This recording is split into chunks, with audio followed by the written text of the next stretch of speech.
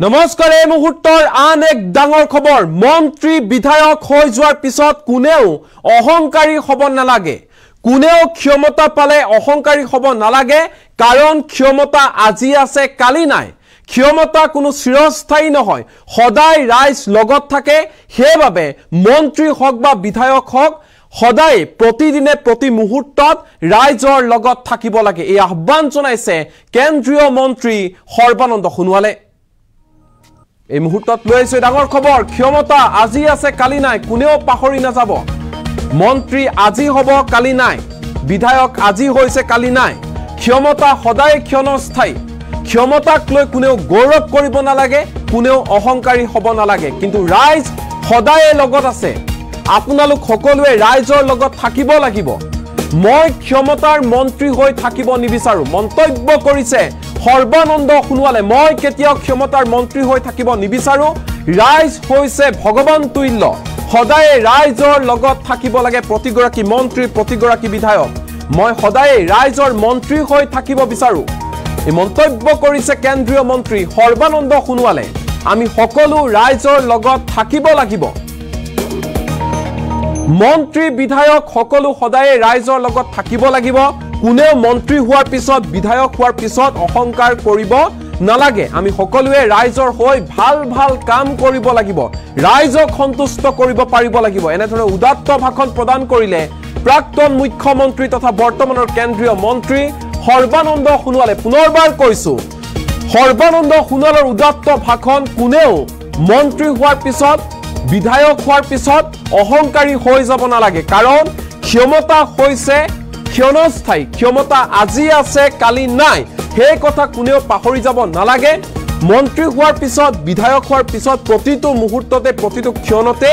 ৰাইজৰ লগত থাকিব লাগে কাৰণ ৰাইজ সদায় লগত থাকে ৰাইজক সদায় সন্মান কৰিব লাগে সেৱা কৰিব লাগে কাৰণ ৰাইজ হৈছে ভগৱান তুল্য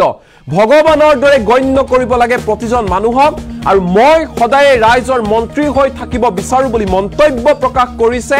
কেন্দ্ৰীয় মন্ত্ৰী সৰ্বানন্দ সোণোৱালে ৰাইজৰ মৰম ৰাইজৰ সকলোবোৰ সদায় মোৰ লগত থাকিব লাগিব ৰাইজৰ মৰম পালেহে মই আগবাঢ়ি যাব পাৰিম যদি ৰাইজ লগত নাথাকে তেনেহলে মই শূন্য এনেধৰণে উদাত্ত ভাষণ প্ৰদান কৰিলে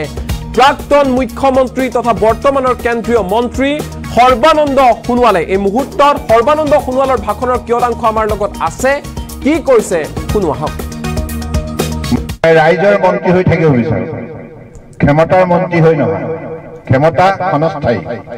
আজি আছে কালি নাই কিন্তু ৰাইজ সদায় থাকিব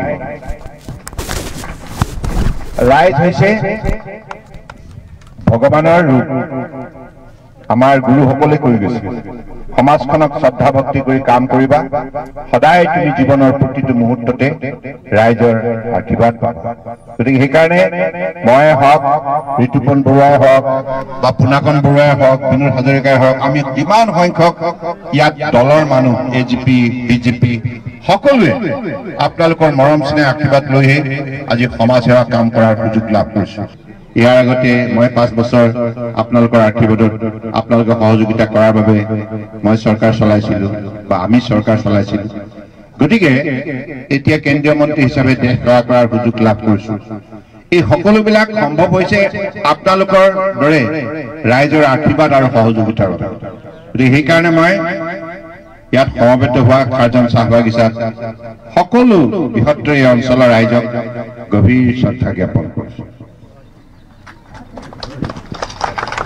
আৰু আপোনালোকে সদায় আশীৰ্বাদ দি থাকিব আমিও যিমান পাৰো ভাল কাম কৰি যাম কাৰণ মই এটা কথা বিশ্বাস কৰো মোৰ ভাল লাগিছে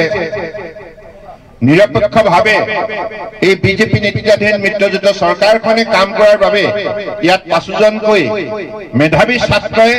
1 পইচা নিদিয়াকৈ চৰকাৰী চাকৰি পাবলৈ সক্ষম হ'ল গতিকে সুশাসন ব্যৱস্থাৰ যোগেদি অসমৰ 3,40 লাখ মানুহৰ আজি উন্নয়নৰ বাবে যিখিনি চৰকাৰে কাম কৰিছে এই কামখিনি মই ভাবো যে প্ৰতিগৰাকী ব্যক্তিয়ে ইয়াক যুক্তিৰে পঢ়িয়াই চাইছে আৰু এই কামৰ পৰা তেখেতসকল লাভান্বিত হৈছে মই ৰাইজৰ মন্ত্ৰী হৈ থাকিব বিচাৰো ক্ষমতাৰ মন্ত্ৰী হৈ নহয় ক্ষমতা ক্ষণস্থায়ী আজি আছে কালি নাই কিন্তু ৰাইজ সদায় থাকিব ৰাইজ হৈছে ভগৱানৰ ৰূপ আমাৰ গুৰুসকলে কৈ গৈছে সমাজখনক শ্ৰদ্ধা ভক্তি কৰি কাম কৰিবা সদায় তুমি জীৱনৰ প্ৰতিটো মুহূৰ্ততে ৰাইজৰ আশীৰ্বাদ পাবা গতিকে সেইকাৰণে মই হওক ঋতুপন বৰুৱাই হওক বা পুনাকন বৰুৱাই হওক বিনোদ হাজৰিকাই হওক আমি কিমান সংখ্যক ইয়াত দলৰ মানুহ এজিপি বিজেপি সকলোৱে আপোনালোকৰ মৰম স্নেহ আশীৰ্বাদ লৈহে আজি সমাজ সেৱা কাম কৰাৰ সুযোগ লাভ কৰিছো ইয়াৰ আগতে মই 5 বছৰ আপোনালোকৰ আশীৰ্বাদত আপোনালোকৰ সহযোগিতা কৰাৰ বাবে মই চৰকাৰ চলাইছিলো বা আমি চৰকাৰ চলাইছিলো গতিকে এতিয়া কেন্দ্ৰীয় মন্ত্ৰী হিচাপে দেশ সেৱা কৰাৰ সুযোগ লাভ কৰিছো এই সকলোবিলাক সম্ভৱ হৈছে আপোনালোকৰ দৰে ৰাইজৰ আশীৰ্বাদ আৰু সহযোগিতাৰ বাবে গতিকে সেইকাৰণে মই ইয়াত সমবেত হোৱা কাৰ্জন চাহ বাগিচাত সকলো বৃহত্তৰ এই অঞ্চলৰ ৰাইজক গভীৰ শ্ৰদ্ধা জ্ঞাপন কৰিছো আৰু আপোনালোকে সদায় আশীৰ্বাদ দি থাকিব আমিও যিমান পাৰো ভাল কাম কৰি যাম কাৰণ মই এটা কথা বিশ্বাস কৰো মোৰ ভাল লাগিছে নিৰপেক্ষভাৱে এই বিজেপি নেতৃত্বাধীন মিত্ৰজোঁটৰ চৰকাৰখনে কাম কৰাৰ বাবে ইয়াত 5জনকৈ মেধাৱী ছাত্ৰই 1 পইচা নিদিয়াকৈ চৰকাৰী চাকৰি পাবলৈ সক্ষম হ'ল গতিকে সুশাসন ব্যৱস্থাৰ যোগেদি অসমৰ 3,40 লাখ মানুহৰ আজি উন্নয়নৰ বাবে যিখিনি চৰকাৰে কাম কৰিছে এই কামখিনি মই ভাবো যে প্ৰতিগৰাকী ব্যক্তিয়ে ইয়াক যুক্তিৰে পঢ়িয়াই চাইছে আৰু এই কামৰ পৰা তেখেতসকল লাভান্বিত হৈছে মই ৰাইজৰ মন্ত্ৰী হৈ থাকিব বিচাৰো ক্ষমতাৰ মন্ত্ৰী হৈ নহয় ক্ষমতা ক্ষণস্থায়ী আজি আছে কালি নাই কিন্তু ৰাইজ সদায় থাকিব ৰাইজ হৈছে ভগৱানৰ ৰূপ আমাৰ গুৰুসকলে কৈ গৈছে সমাজখনক শ্ৰদ্ধা ভক্তি কৰি কাম কৰিবা সদায় তুমি জীৱনৰ প্ৰতিটো মুহূৰ্ততে ৰাইজৰ আশীৰ্বাদ পাবা গতিকে সেইকাৰণে মই হওক ঋতুপন বৰুৱাই হওক বা পুনাকন বৰুৱাই হওক বিনোদ হাজৰিকাই হওক আমি কিমান সংখ্যক ইয়াত দলৰ মানুহ এজিপি বিজেপি সকলোৱে আপোনালোকৰ মৰম স্নেহ আশীৰ্বাদ লৈহে আজি সমাজ সেৱা কাম কৰাৰ সুযোগ লাভ কৰিছো ইয়াৰ আগতে মই 5 বছৰ আপোনালোকৰ আশীৰ্বাদত আপোনালোকৰ সহযোগিতা কৰাৰ বাবে মই চৰকাৰ চলাইছিলো বা আমি চৰকাৰ চলাইছিলো গতিকে এতিয়া কেন্দ্ৰীয় মন্ত্ৰী হিচাপে দেশ সেৱা কৰাৰ সুযোগ লাভ কৰিছো এই সকলোবিলাক সম্ভৱ হৈছে আপোনালোকৰ দৰে ৰাইজৰ আশীৰ্বাদ আৰু সহযোগিতাৰ বাবে গতিকে সেইকাৰণে মই